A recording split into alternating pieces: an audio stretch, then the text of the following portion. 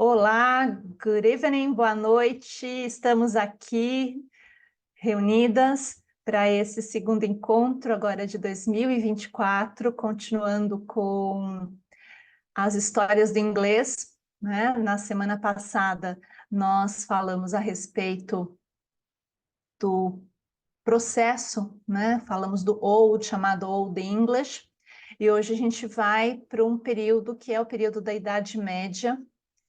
E a ideia, inclusive, né, é falar a respeito desse momento histórico da formação que tecnicamente nós chamamos de Middle English Period. Eu queria, antes de qualquer coisa, agradecer as meninas que estão aqui, né, no dia alternativo, e a todos que vão assistir depois.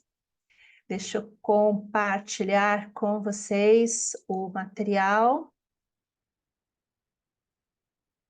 E a ideia, né, acho que, como eu disse semana passada, de apresentar, de falarmos a respeito, né, não é quando se fala de história, nós não estamos falando só da história, né, nós estamos refletindo, né, sobre os processos culturais, sociais, que trouxeram a língua para o ponto onde ela está, né? E hoje eu acredito que haja informações muito interessantes, né? Quando a gente observa o, o inglês a partir desse olhar histórico, nós vamos descobrir coisas muito interessantes, né? Uma língua que a Cleide está entrando agora. Seja bem-vinda, Cleide. Chegou na hora certa. E acho que vai ser bem interessante, né, esse período, além, né, de nós entendermos, né, como a língua inglesa ganhou o status que ela tem hoje, a gente vai entender o status que ela tinha no início da sua formação, né, que é bastante diferente daquele que nós vemos hoje em dia, né? Então, hoje é esse a observação, né? Eu vou rapidamente, né, retomar alguma coisa, mas a gente vai seguir com essa ênfase pensando nesse outro momento, né? Então, fica aí a dica, caso alguém queira comentar, perguntar alguma coisa, usem o chat, ou se não se importarem de sua voz, sua imagem estar aparecendo em gravação,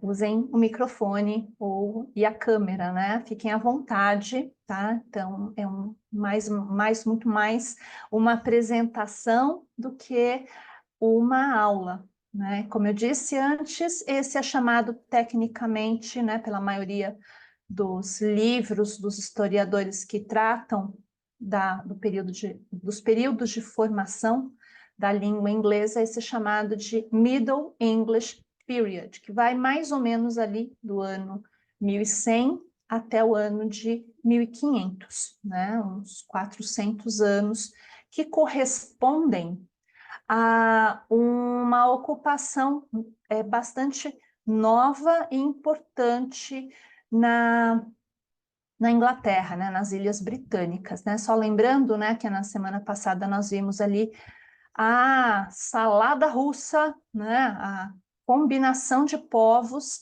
que participaram da formação da língua inglesa, né? Então, nós tínhamos lá inicialmente as tribos celtas, depois vieram primeiro os conquistadores romanos, as legiões romanas, depois vieram os anglo-saxões, né? Os povos que oficialmente também são chamados como os formadores da língua inglesa, né? Povos ali da região do norte da Alemanha, né? Da Holanda, da Dinamarca, né? Por aí. E em seguida nós temos mais um período de ocupação romana, só que aí pelo viés da religião, do cristianismo, das missões cristãs, né? Então, um latim erudito da igreja, da escola, dos estudos.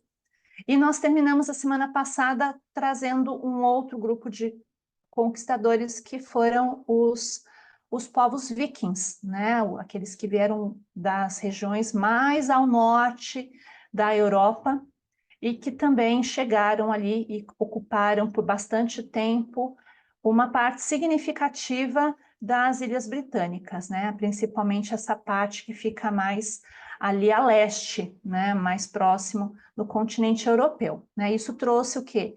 Vocabulário, estruturas, né? E nós até ouvimos, né? O Pai Nosso em Old English, né? Uma língua muito diferente da língua que a gente conhece como língua inglesa. E hoje, né, vocês estão vendo aí, enquanto eu estou falando, fazendo essa retomada, vocês estão vendo aí uns rostinhos, né, uns senhores, né, eu coloquei ali cada um num lado, né, acho que eu devia ter colocado em posição diferente, porque ali de um lado a gente tem o William, o conquistador, né, o William foi um duque normando, né? Ele vivia na região ali da atual França, e do outro lado o King Harold, o rei Haroldo, que era rei na região da Inglaterra. Lembrando, né, que nessa época ainda não era Inglaterra, né? O que se tinha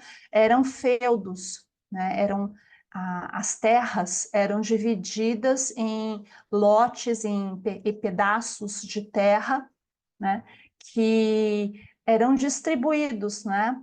Entre os ocupantes, né? Aquele monte de gente que invadiu essa região, então eles ratearam a terra que havia ali, né? E numa determinada época, né? O que aconteceu?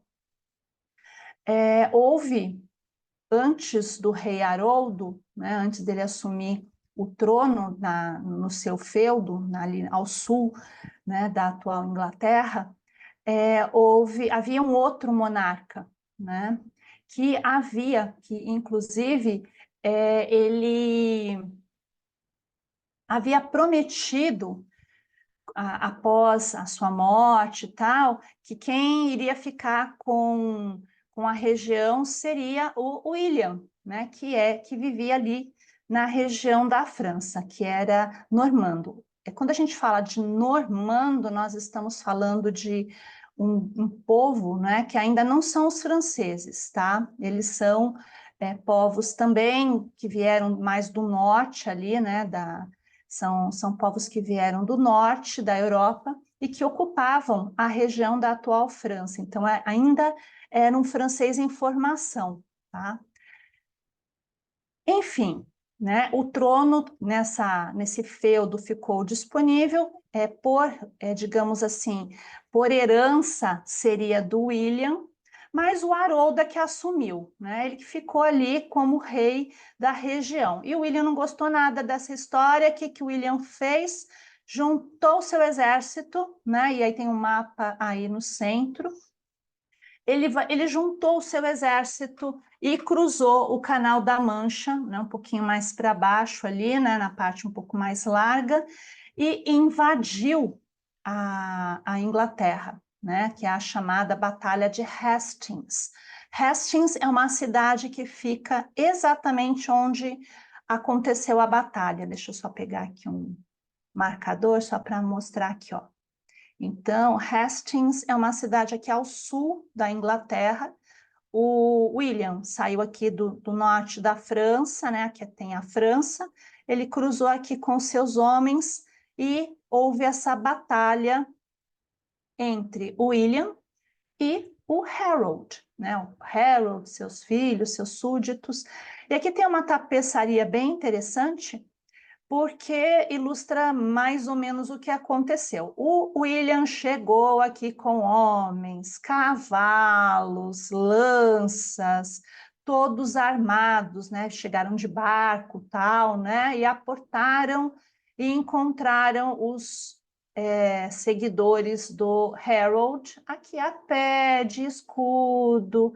Aí quem vocês acham que ganhou, né? Foram os homens do William, né? Eles esmagaram, né, os defensores, inclusive nessa batalha de Hastings morreram o Harold e os seus filhos todos. E o William assumiu o trono.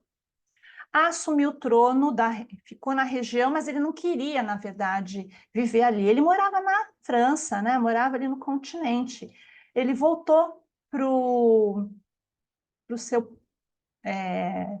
feudo, né? Para o seu castelo, para a sua região, deixou lá os seus administradores.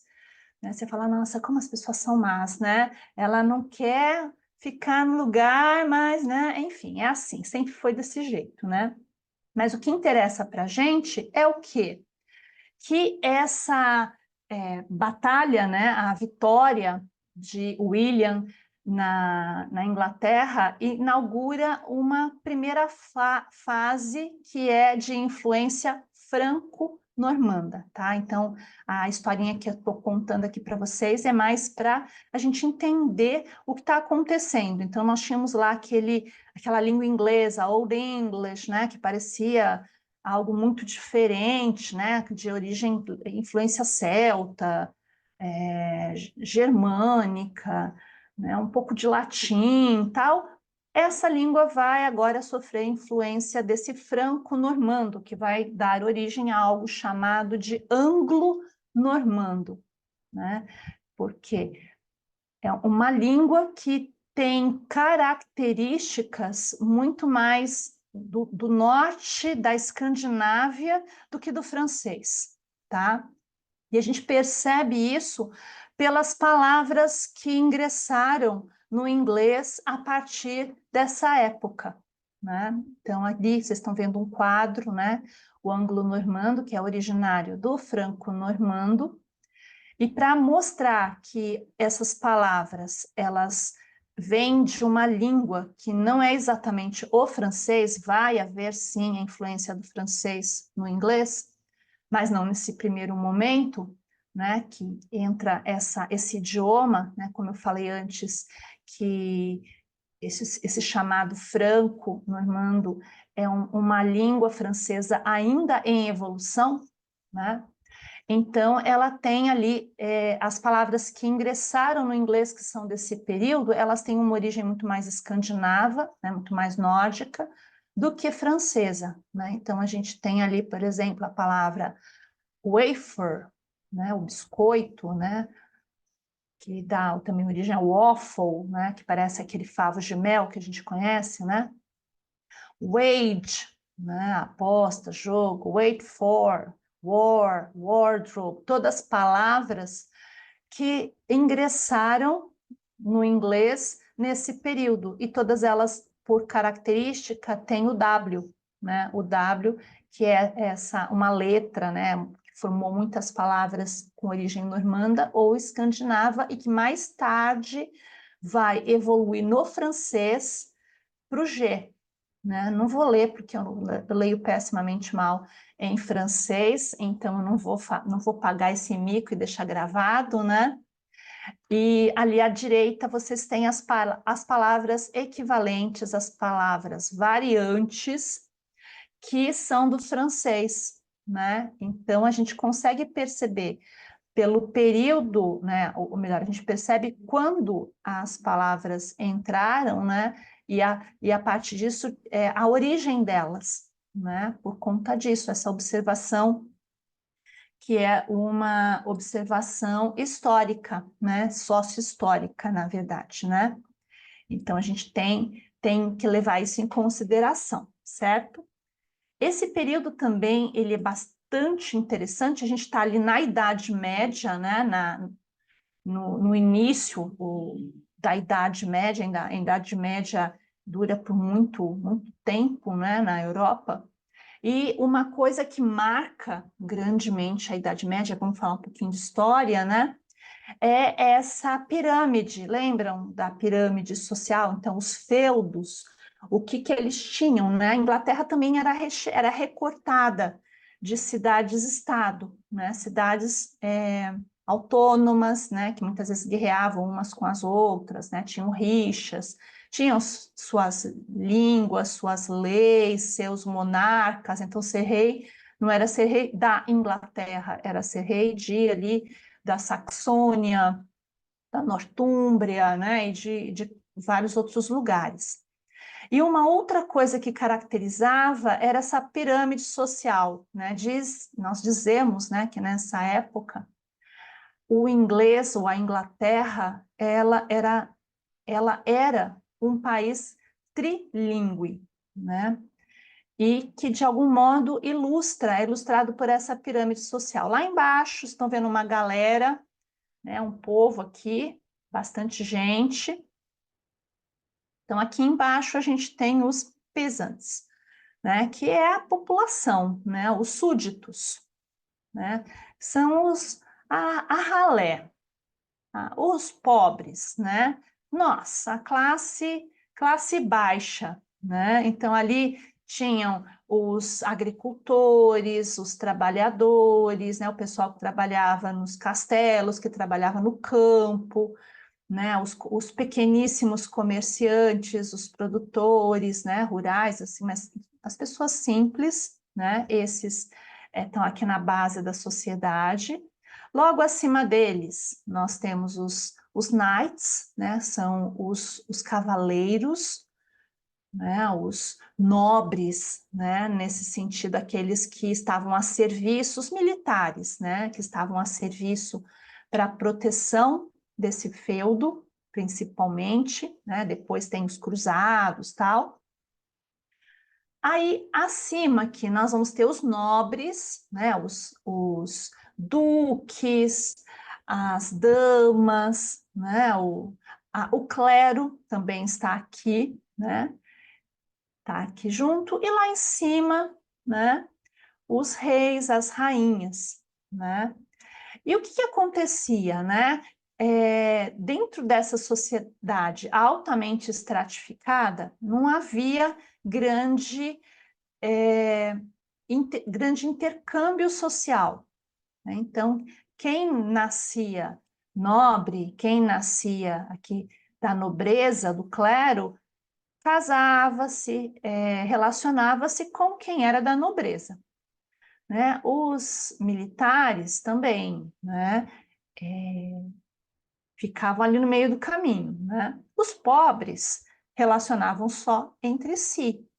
E também havia essa ideia de que eu falei de período trilingüe, ele também relaciona-se a isso, né? Então, o que que a gente tinha, né? A gente tinha o pessoal que falava o tal do inglês, né? Que era uma variante do Old English, né? Que vai receber essa influência desses novos conquistadores, né? Porque todos os nobres a partir daqui eles ou vêm do continente, né? Que são os nobres que foram trazidos pelo William quando ele ganhou a Batalha de Hastings, né, os administradores ali daquela região que vieram morar ali, ou eram nobres que estavam ali, né, que não morreram na luta, na Batalha de Hastings, né, que não participaram diretamente e que se submeteram. Então, essa galera dos nobres, tal, eles queriam se comunicar na língua do conquistador. O conquistador não era franco-normando, né? Não tinha vindo do continente europeu. Então, tanto aqueles que vieram do continente europeu, da atual França, quanto aqueles que estavam na Inglaterra, né, na região, mas que não pertenciam, né, originalmente ao continente europeu, todos esses queriam se comunicar na língua dos bacanas, né, na língua dos conquistadores. Então, quem não sabia falar tinha que aprender. Aprender que língua? Franco-normando. Então, essa galera aqui, né, falava franco-normando. Os religiosos falavam latim, né? Os padres, bispos, né? A Igreja Católica Romana, né? Que, como a gente viu, está presente, né, na evangelização, né, desses vários povos, né, que não eram cristãos, e a igreja na Idade Média ela ganha uma força gigantesca, falava-se latim, né? Os militares, os nobres, né, muitos desses nobres, desses soldados, eles eram de alta patente, né, que podiam se envolver aqui com os nobres, muitas vezes também falavam franco-normando. Queriam, né? Quem queria crescer na sua patente precisava falar o franco-normando também, né? E o que língua falavam os pobres, né? O povo, o populacho, os agricultores, os trabalhadores, né? As empregadas. Que língua que sobrou para eles? Eles falavam inglês ou algo que a gente vai chamar daqui um pouco de Middle English. Então, aquilo que eu disse lá no comecinho, quando a gente começou a falar hoje, algo interessante a perceber que nem sempre o inglês teve status que a gente vê hoje em dia, a língua hegemônica, a língua da maioria. Todo mundo hoje quer aprender inglês. Nessa época, o povo que não tinha opção falava essa língua. Quem tinha opção queria falar franco-normando. Se você era religioso, falava latim, né? Mas não falava inglês. Falar inglês, o Middle English ou Old English, era chamado a língua da ralé, do povo pobre, miserável, que não tinha onde cair morto, né? Porque as pessoas, a gente viu, né? Todo mundo que já assistiu a algum filme dessa época de cavalaria, tal, né? A gente vê ali as pessoas na maior miséria, né? E era mais ou menos isso que acontece. Tá? O que vai acontecer também nesse período de dominação, que é um período de 400 anos, né, de influência intensa do franco-normando e depois do francês no inglês, é um acréscimo de vocabulário gigantesco na língua inglesa, né? A gente falava bastante disso, né, Cleide? Ah, a Gisele, né? Pensei que era a Cleide que tinha colocado aqui. Foi a Gisele que comentou. É bem isso É, mesmo, mas né? é isso mesmo. Aqui eu coloco as duas meninas aqui que assistiram isso daqui comigo, né? Inclusive, foram alunas que tiveram esse conteúdo comigo. E acho que é bom a gente revisitar, né? Eu estava lendo, inclusive, recentemente. Inclusive, eu dou a dica para vocês, viu? Eu estou lendo um livro agora, foi lançado recentemente, vou colocar aqui até no chat, chamado Latim em Pó, não sei se vocês já ouviram falar. É um livro muito bacana, depois eu coloco lá no grupo a referência certinha dele, né? Mando a capa para vocês, e eu estou no outro lugar, ele não está aqui do meu lado. E é um livro escrito por um tradutor. Ele fez uma pesquisa muito interessante, né? Ele faz uma história da língua portuguesa indo para as suas origens. E para fazer isso, ele esbarra em outros idiomas, inclusive no inglês, né? Então ele faz um percurso muito bacana, muito interessante. Ele tem um jeito de escrever muito agradável, muito leve, engraçado, contando histórias, tal, né? E ele faz esse percurso, então, e é bem interessante você observar isso, e assim, observando agora, né, revisitando essa história da língua inglesa, a gente também vai percebendo que nuances diferentes, né? E ele que comenta, né,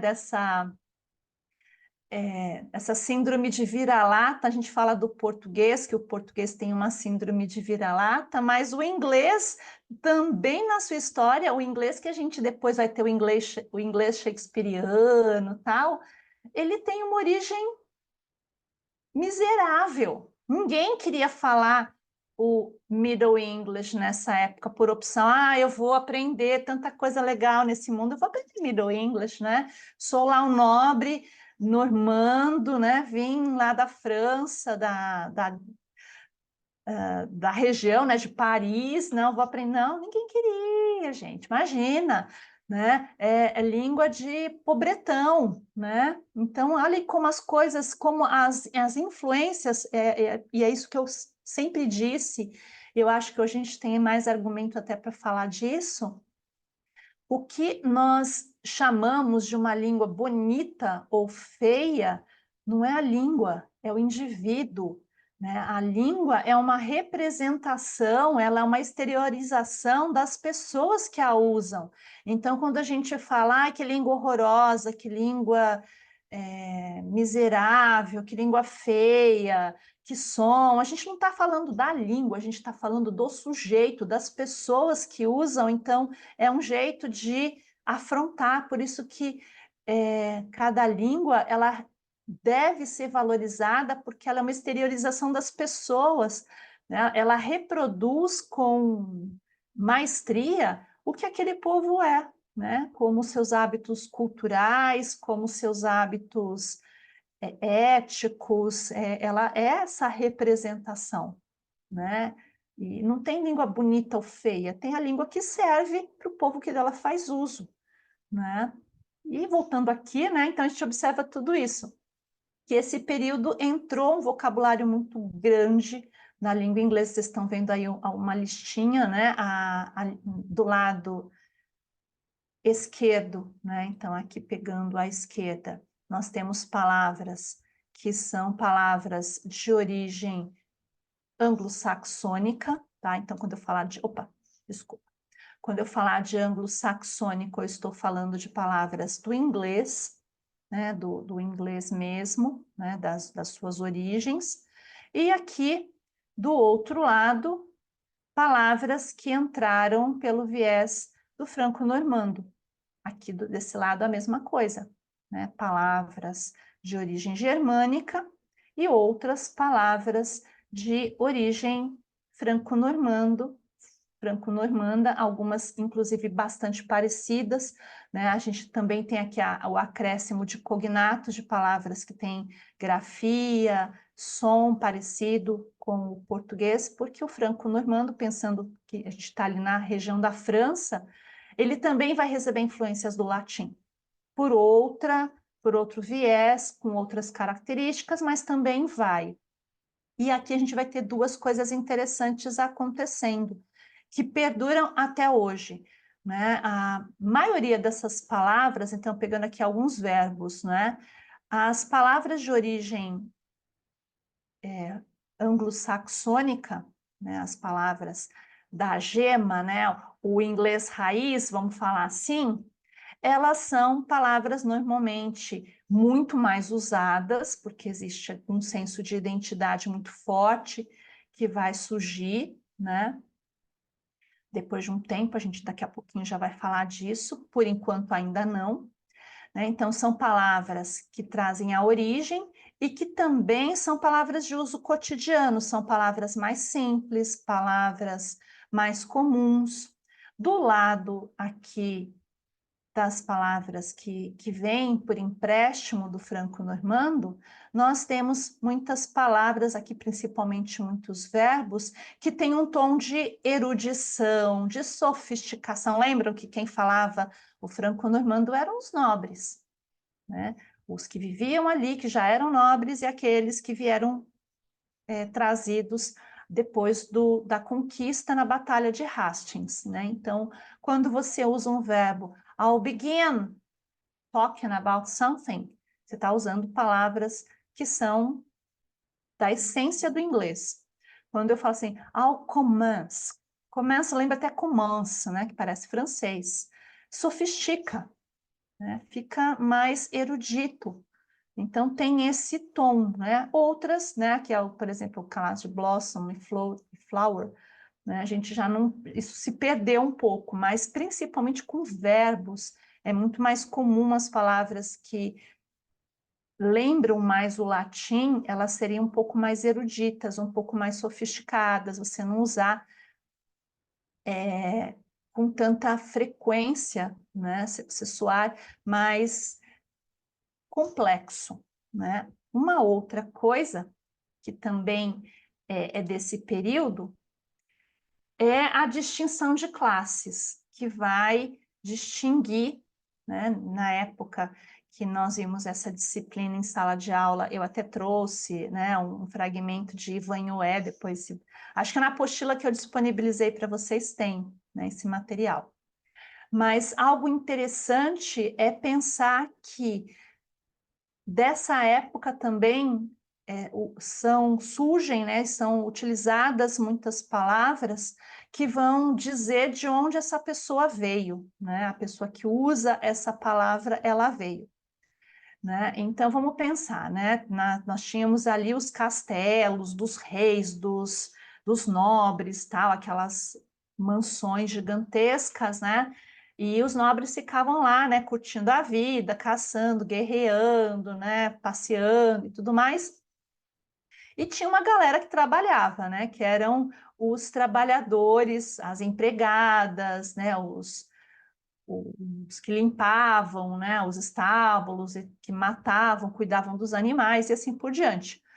Aqui nós temos 4 palavras que representam animais, né? Então, aqui do lado da esquerda, nós temos pig, cow, sheep e calf, né? Que seria o porco, seria a vaca, a ovelha e falou de... a Kelly voltou, falei, é brincar, falar assim, falou de animal, a Kelly já foi embora, né? Principalmente depois que vai falar do animal morto, né? Da carne dele, né? Calf é o novilho, né? Então, a gente tem aqui os animais. Animais vivos, né? Então, pig é o animal vivo. Do lado de cá, a gente tem a carne desse animal, né? O produto depois que você mata o animal, a carne, né? Então, o pig vivo vira pork, vira carne de porco. Cow, que é a vaca, depois vira beef. Sheep, que é a ovelha, vira mutton, carne de ovelha, né? Calf, que é o bezerro, né? O novilho, vai virar o quê? Veal, né? Que é aquela carne de novilho, né? De bezerrinho novo, né? Então, o que que a gente vê aqui? As palavras que representam os animais vivos, elas são de origem anglo-saxônica, porque as pessoas que cuidavam desses animais, em geral, elas não comiam a carne desses animais. Elas comiam o quê? Que sobrava. Os ossos, né? Faziam caldo lá de osso de alguma coisa, né? Ou de uma carne bem ruim desse animal. Agora, quem comia o pork eram os nobres. E de que origem que são essas palavras? Pork, beef, mutton, veal. São palavras anglo-saxões, são palavras franco-normandas, né, que depois ingressam e essa distinção continua até hoje. Tá? Então, você vai falar assim, você não vai chegar no açougue e pedir I want to buy meat of cow, carne de vaca. Não, isso não... I want a beef. Would you like to eat mutton? Você quer comer carne de ovelha? Você usa mutton, você não vai usar sheep. Sheep representa o animal vivo, mutton representa a carne dele. Então, a gente vê aqui a origem de cada palavra representando as oportunidades sociais que as pessoas tinham, né? Então, isso indica, inclusive, novamente, reforça a origem vira-lata do inglês, né?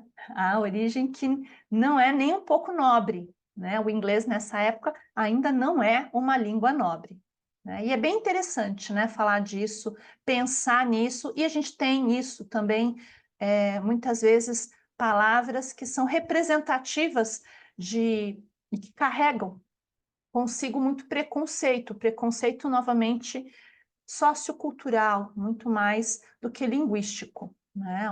O linguístico talvez seja só a exteriorização disso. Pois bem, essa é a primeira fase, né? A fase que o inglês não serve para nada, né? Indica, né? E tem causos muito estranhos, muito sui generis, né? Dessa separação, né, entre os grupos sociais. Como nós vimos, são 400 anos de influência franco-normanda na Inglaterra, né, até os grandes nobres absolutistas, que nós vamos falar na semana que vem, assumirem o trono, né, e estabelecerem o Estado inglês. Ainda não existe esse Estado inglês, mas existe uma segunda fase, né, à medida que o tempo vai passando, nós passamos a França, né, começa a virar uma nação, então a língua franco-normanda vai dando lugar à língua francesa, e nós vamos ter também uma caracterização do inglês, né, desse inglês médio. Isso vai trazer algumas coisas muito interessantes. Por quê? Estão vendo que ali, inclusive, o tempo, né, a Batalha de Hastings foi 1100, né? 1066, desculpa, né? Que vai inaugurar esse ciclo, né? Ali nós temos já a data de aniversário e morte, né, do Geoffrey Chaucer. Vocês conhecem? Todo mundo, as meninas, a Cleide e a Gisele, eu acho que conhecem, né? A Kelly, eu não tenho certeza, né? Apesar de que nós temos uma obra muito famosa, né? Que são os The Canterbury Tales. O que esse cidadão está fazendo aí? Vamos a um momento caras no nosso encontro de hoje, porque o Geoffrey Chaucer, ele nasceu, né, a Kelly não conhece, então, mais um motivo para estar nesse momento, né? O Geoffrey Chaucer, ele era uma pessoinha que nasceu ali na Inglaterra, né? De uma família mais ou menos, não era um pobrezinho, ele não era daquele que ficava lá capinando e nem cuidando do gado, tá? Ele tinha uma família mais ou menos boa. Dizem, né, que ele foi...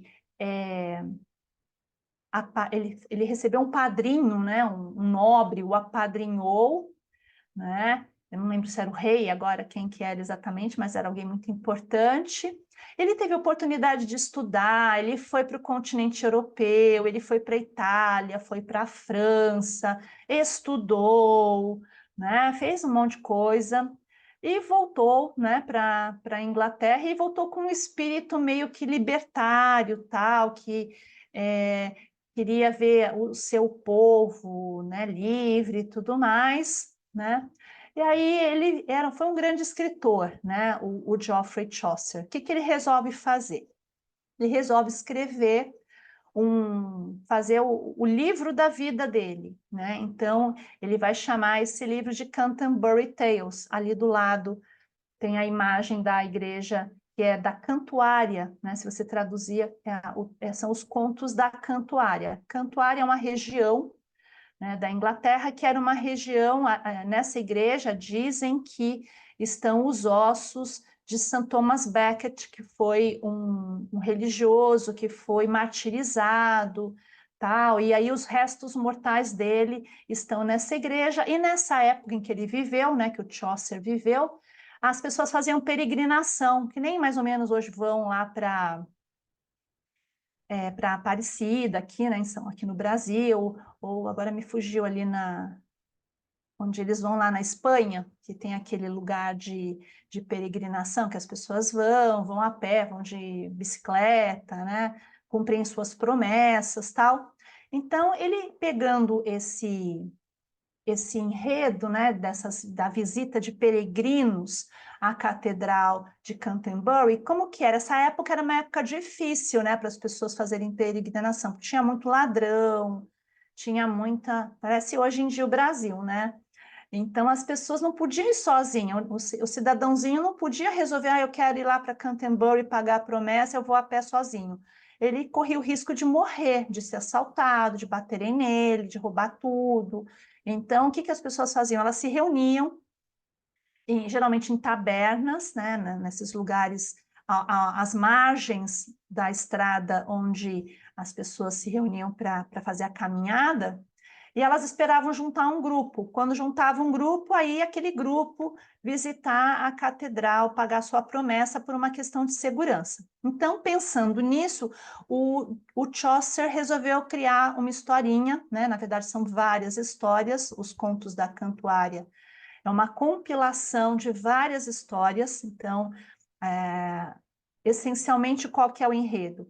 São peregrinos que estão ali a caminho da Cantuária, né, da igreja, fazendo a sua peregrinação, e eles, para se distrair, eles contam histórias. Então, cada capítulo dos contos é a história contada por alguma pessoa, né? E aí tem ali uma mulher que conta a história dela, vai contar ali o que ela tinha que contar uma história que fosse interessante. Então, tem a mulher que conta uma história, tem o juiz, tem o advogado, tem o médico, tem um religioso, tem um monte de gente, né? Uma galera que cada um vai contar uma história, e são esses contos, né? Primeiro, em termos artísticos, é interessante essa obra, porque ele vai contar de um modo bem divertido, né? E mostrar ali vários personagens que são classes sociais diferentes, tem mulheres que contam história, não só homens, né? Então ele inova nesse aspecto, né, mostrando um pouco da vida, é quase uma crônica, né, da época, né, em que ele estava, e tem algo talvez mais importante, por que eu estou falando disso, né, por que a gente traz isso? Porque ele escreveu em Middle English, ele não escreveu em francês, ele não escreveu em franco-normando, ele não escreveu em latim, ele escolheu escrever a sua obra, e, diga-se de passagem, é uma obra incompleta, ele morreu antes de terminar a história, tinha muita gente para contar a história, ele não conseguiu concluir, mas ele escreveu em Middle English, né? E aí, então, o que isso acontece? Quando os intelectuais, e a gente vê isso na história, isso acontecendo, né? Quando não era um João Ninguém, né? Era um cara estudado, que teve oportunidades, que quando um escritor importante, uma pessoa importante, resolve usar a sua língua, digamos, a sua língua mãe, para construir a sua obra e divulgar a sua obra, o inglês passou a ter um valor, como se a gente pegasse a gangorra, que estava sempre pendendo ali para o lado do francês e do franco-normando, agora a gangorra começa a equilibrar mais para o lado do inglês, né?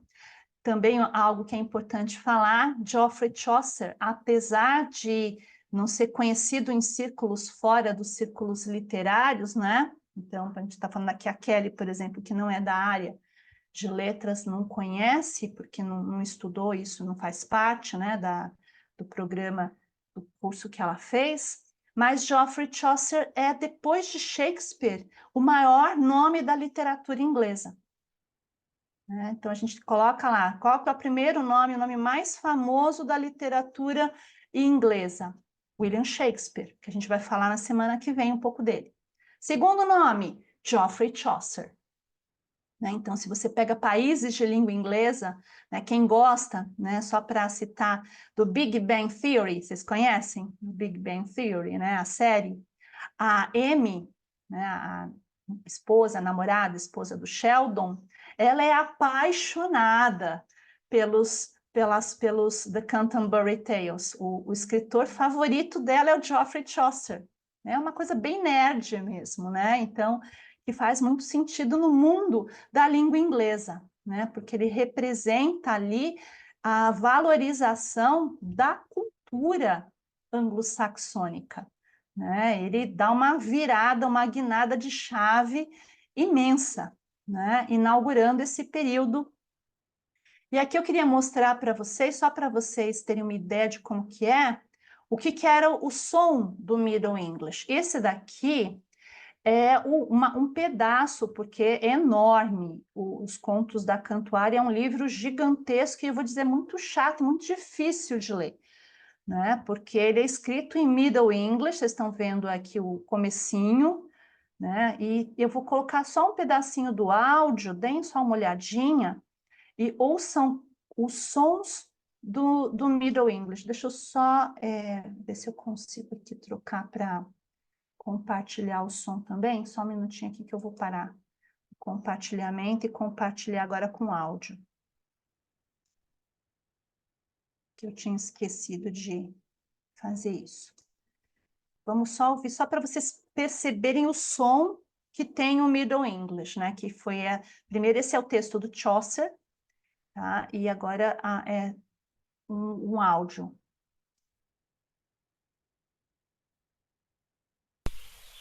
When that April with his sure sote the drocht of marsh hath pierced to the rote, and bathed every vein in switch liquor, of which vertu engendered is the floor.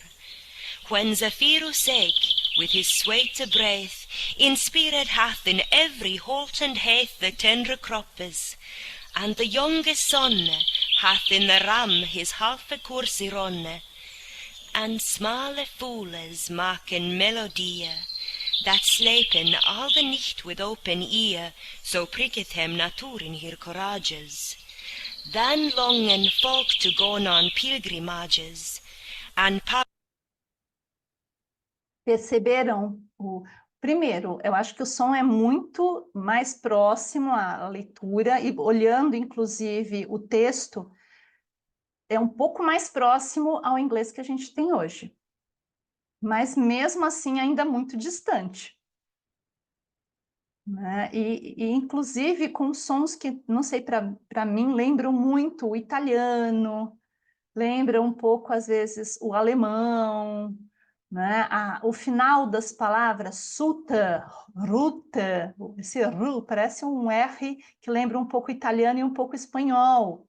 Pilgrimagens, né? A pronúncia de todas as letras, né? Então, a gente tem aqui um som, a impressão é que você tem a pronúncia de todas as palavras e de todas as letras que o inglês, em um momento posterior, vai perder. Né? Então, é uma língua em construção que está se aproximando daquilo que a gente conhece hoje em dia, mas muito diferente.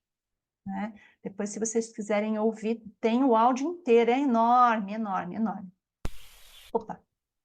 E um último, né, aspecto, e aí a Cleide, que gosta dessa parte, né, Cleide, que falou, eu até procurei o vídeo, Cleide, mas eu não achei, tá, a cena.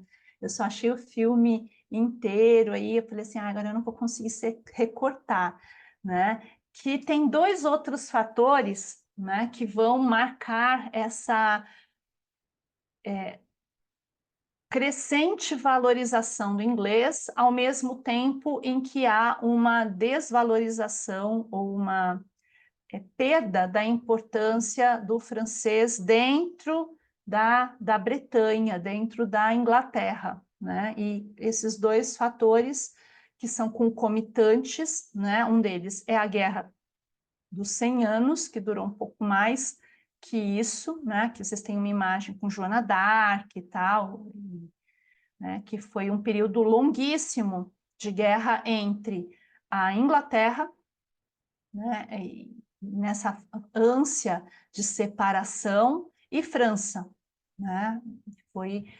Foram várias batalhas que se sucederam. E por que a guerra foi importante para a crescente valorização do inglês enquanto a desvalorização do francês? Né? Pelas pessoas que participavam, né? Na época, quem participava das guerras, né? Eram os nobres, iam para as guerras. E é diferente de hoje, né? Hoje os generais, as altas patentes ficam ali só no joystick, né? Só ficam na cabine de comando, mas ninguém vai para o campo de batalha. né? Quando a gente assiste os filmes, né, os filmes épicos, em que há batalhas, os generais, os nobres, eles estão ali na linha de frente. E havia menos gente, né? Então, vamos pensar, enquanto tinha ali, sei lá, 100 soldados e 10 nobres, né? Se os caras estão na linha de frente, inclusive, né? Quando morria, às vezes morria, se morria de 100 homens, se morrer 50, e de 10 nobres morrer 5, olha a proporção que vai ficando, né? Então, os falantes naturais do francês, do franco-normando, a guerra estipou, né? Muitas dessas pessoas. E a população, os mais simples, os mais pobres, né, sempre foram muito férteis, né? Então havia muito mais gente miserável, muito mais gente pobre do que gente abastada, né? Então a guerra fez a limpeza, né? E outro fator muito marcante foi a peste negra, chamada de Black Death, né? Que matou, que dizimou em todo o continente europeu muita gente. E a gente viveu recentemente a pandemia, né, do Covid, e a gente sabe que uma doença como essa, né, ela não respeita a classe social, você não tem como dar carteirada na doença, né? Então, muita gente morreu. E aí, né, o que eu ilustrava em homenagem à Cleide, inclusive, eu vou falar a respeito disso, né? Eu gostava de ilustrar com o filme, né, o Perfume, não sei se vocês conhecem, né, o Perfume, a história de um assassino, né, é uma história ambientada na Idade Média, nessa época da peste negra, né?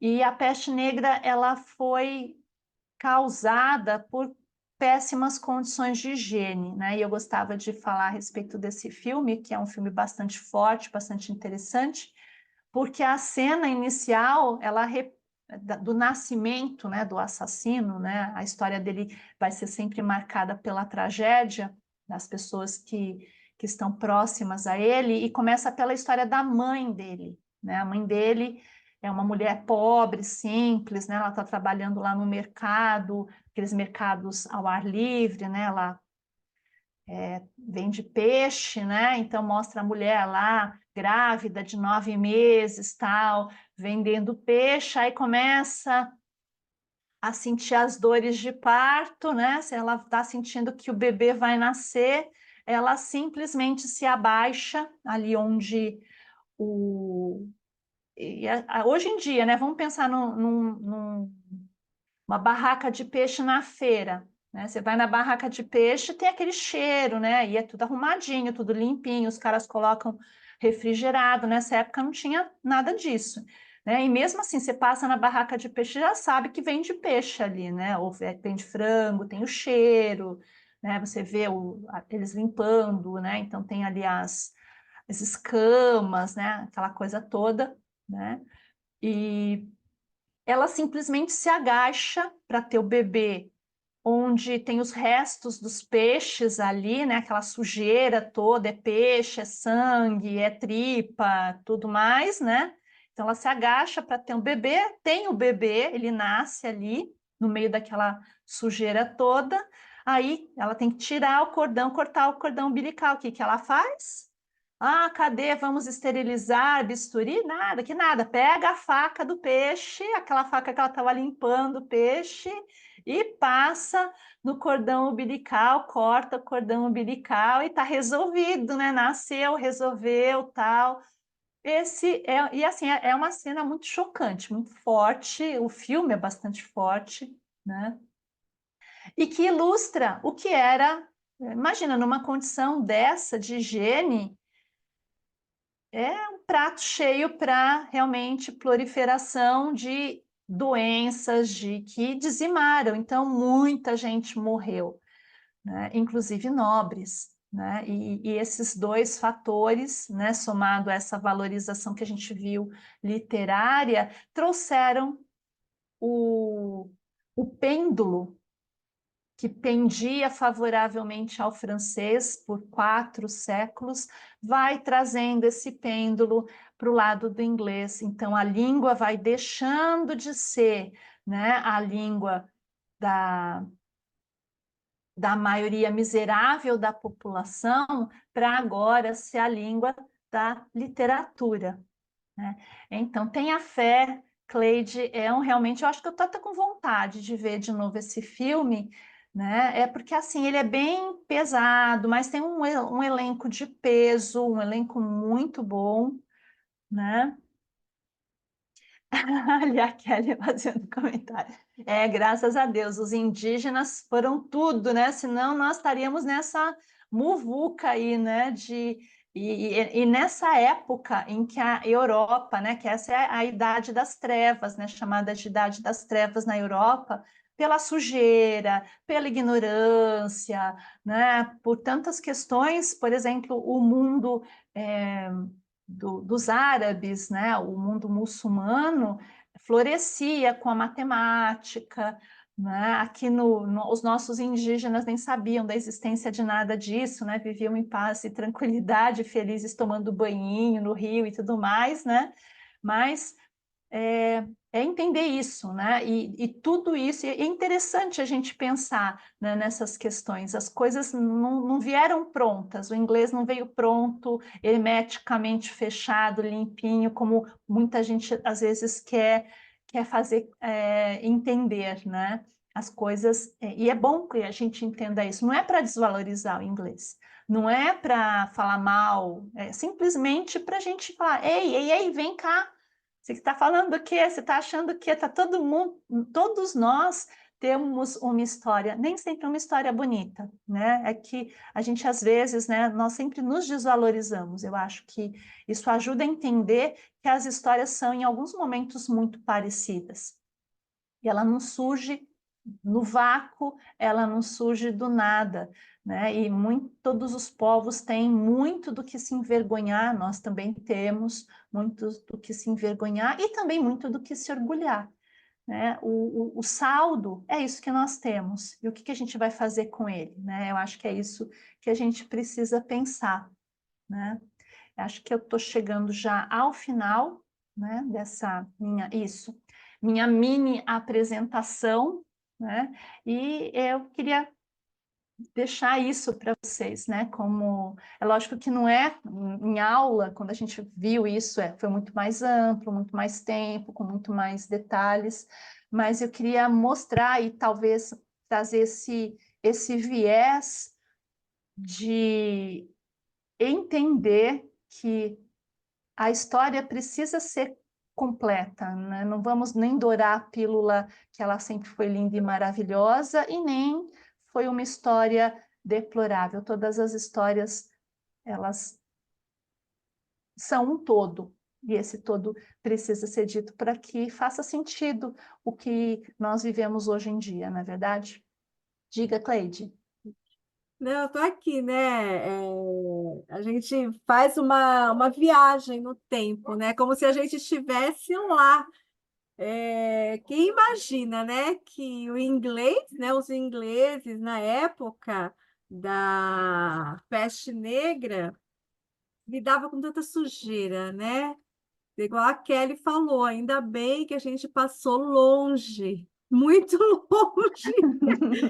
E outra coisa também, deve ser muito interessante estudar a origem das palavras. Uhum. Sim. A Quando a origem gente estuda essa origem, a gente se descobre e tem muitas surpresas. E tem uma disciplina exata que a gente pode estudar sobre as palavras, as origens? Olha, Cleide, para te falar a verdade, a etimologia é que faz esse estudo, né? O que eu tenho descoberto, por exemplo, nesse livro, só para comentar, desse latim em pó, uma Ah, coisa que eu achei muito interessante que estava lendo, ele vai falar que né, a gente percebe na língua, o português, que é o português de Portugal, o português brasileiro, ele tem semelhanças, é lógico, com o latim, mas ele tem muita distinção com as outras línguas de origem latina, como o francês, o italiano, o espanhol, o romeno, né? Então, enquanto esse grupo de línguas, eles têm muitas palavras em comum, o português de Portugal não tem. E ele vai dizer, né, ele vai comentar algo que eu nunca tinha parado, né, para pensar, nem tinha conhecimento disso. Ele vai falar que o português que nós temos, né, ele não é um descendente direto do latim, ele vem do Nossa, galego ali do norte de Portugal e norte da Espanha, né, daquela região de fronteira. E o galego vem direto do latim. Então, ele vai falar que, e acho que é isso, e, inclusive é aí que ele vai falar do inglês também, das influências entre línguas, que a gente acha que os contatos, né, esse histórico, né, que você está falando da origem das palavras, ele não é cronológico direto. Não é assim, veio algumas palavras assim, né? Começou assim, depois para assim, depois de um tempo, foi mudando, mudando, chegou aqui. Ele falou que às vezes esse percurso ele vai e volta, então a palavra estava aqui, de repente uma outra língua incorpora, leva para um outro lugar, e desse lugar volta para um segundo momento. Então ele fala que é um corte, muitas vezes, que não é direto, ele é transversal, ele é em espiral. Isso é um processo muito comum. Então, por que eu estou falando isso? Você tem, sim, mas são disciplinas que eu considero muito difíceis, né? Que são essas origens, muitas vezes, que é a etimologia, né? Que vai fazer esses estudos. E eu tenho percebido que, às vezes, muita literatura de cunho, né? Histórico também traz. Você só tem que pensar, assim, ver a que ponto, né? Qual é o comprometimento do autor, né? Então, há muitos estudos nesse sentido, mas existem, por exemplo, existe português histórico, né? Estudos da formação da palavra, das origens da palavra, como a gente muitas vezes observa, que é do tupi-guarani, é do inglês, é do francês, é de onde, né? Que ao mesmo tempo que eu acho que na USP, se eu não estou enganada, eles têm esses estudos, né? E na Europa, em muitos países, por exemplo, a Alemanha é muito forte nesses estudos das origens das línguas, das palavras, né? Então, é um trabalho árduo, mas é para quem gosta, eu acho, e a gente aprende muito, né?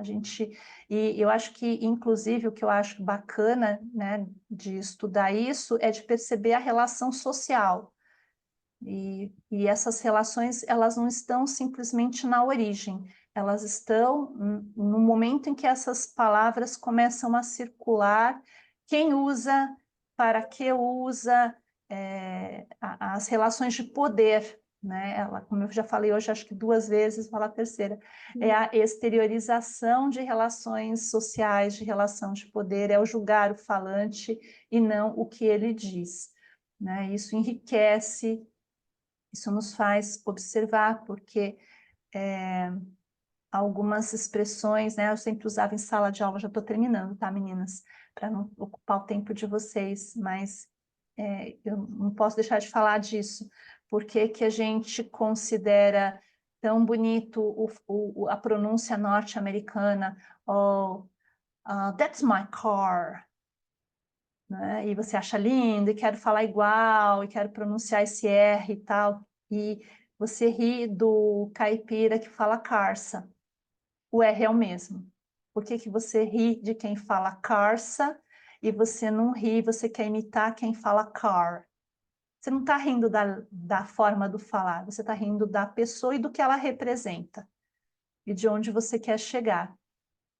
Né? E acho que é importante a gente pensar por que que nós rimos da forma como... eu estava até vendo, acho que foi no Instagram hoje ou ontem, o mapa das redações nota 10, nota 100, nota 100 não, nota 1000, né? Que no Enem é 1000, não é? Agora eu esqueci quanto que vale a redação no Enem. Enfim, nota máxima, né? Fizeram um quadro, nota 1000. Obrigada, Gisele.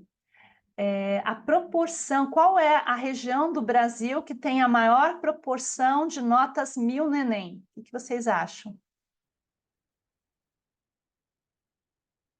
Qual a região brasileira, sul, sudeste, norte, nordeste, centro-oeste, qual que é a região que tem mais notas 1000?